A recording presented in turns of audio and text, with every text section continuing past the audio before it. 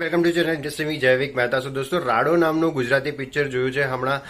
યશ સોની, હિતુ કનોડિયા અને હિતેન કુમાર છે આ મૂવીમાં. મેઇન વસ્તુ એ છે કે આ મૂવી ડાયરેક્ટ કર્યું છે કૃષ્ણદેવ યાજ્ઞિકજીએ, જેમણે ઘણી સારી મૂવીઝ જે છે એ ગુજરાતી મૂવીઝને ઉપર લાવ્યા છે, ગુજરાતી મૂવીઝની વેલ્યુ વધારી છે ઇન્ડસ્ટ્રીમાં.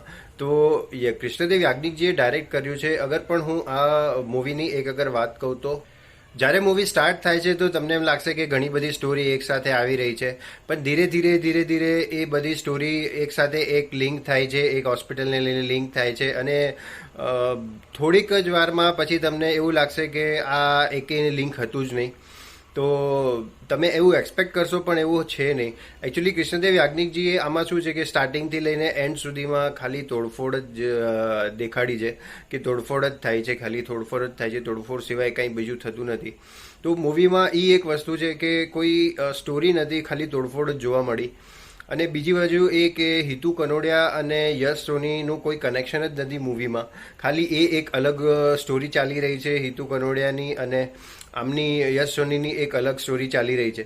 તો એ રીતે બેઉ અલગ અલગ જોવા મળ્યું.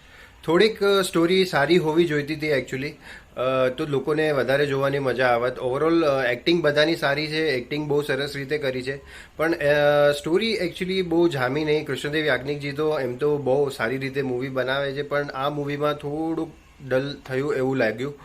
બાકી ઓવરઓલ ઠીક છે, મતલબ અને બહુ ના મજા આવી એકચ્યુઅલી મૂવીમાં જેટલી જોઈતી હતી. કે કૃષ્ણદેવ યાજ્ઞિકની મૂવીમાં તમે એક્સપેક્ટ કરો છો, યશ સોનીની મૂવીમાં તમે એક્સપેક્ટ કરો છો, પણ બહુ ના મજા આવી. તમને લોકોને મૂવી કેવું લાગ્યું એ જરૂરથી જણાવજો અને ચેનલને સબસ્ક્રાઈબ જરૂર કરજો. Thank you.